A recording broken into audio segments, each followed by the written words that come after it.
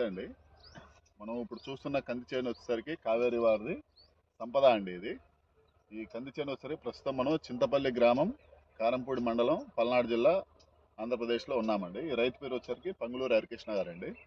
ఈయన వచ్చేసరికి దగ్గర ఒక 3 ఎకరాలు వేశారండి కావేరి సంపద అనేది. ఇప్పుడు ఒకసారి మీరు చేను చూడండి. చేను హైట్ కానీ అంతా ఒకటే హైట్ ఉంది. తర్వాత మీరు కాపు కూడా చూడండి, బాగా గుత్తులు కాసింది. పూత కూడా మంది వచ్చేసరికి పచ్చపూత.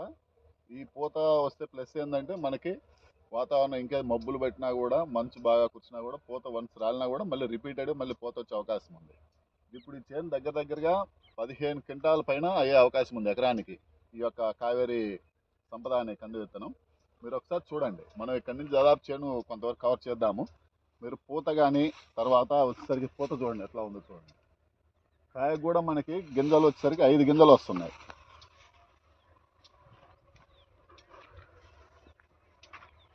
చూడండి, కాపు కూడా బాగా గుత్తులు వస్తుంది, బాగా హైట్ ఉంది. కొమ్మలు కూడా బాగా ఎక్కువగా రావడం వల్ల ఏంటంటే మనకు వచ్చేసరికి అధిక దిగుబడి వచ్చే అవకాశం ఉంది విత్తనంలో.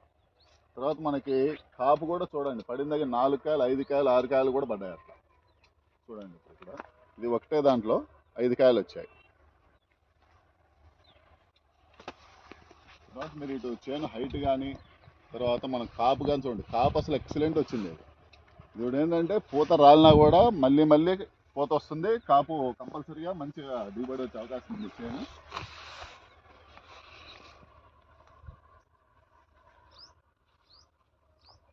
ఎక్కడ చూసినా చూడండి మొత్తం చేను కాపు, చిక్కటి కాపు, బాగా దగ్గర 6 ఫీట్స్ పైన ఉందండి ఇది చేను. 6.5 అట్లా ఉంది చేను హైట్ వచ్చేసరికి. మన కాపు కూడా చూడండి బాగా చిక్కగా వచ్చింది అసలుకి. పూత కానీ కాపు కూడా బాగా పడుతుంది మంచిగా. మనకి గింజలు కూడా ఇది చూడండి, ఒక్కొక్క కాయకి 5 గింజలు వస్తున్నాయండి. 1, 2, 3, 4, 5 గింజలు.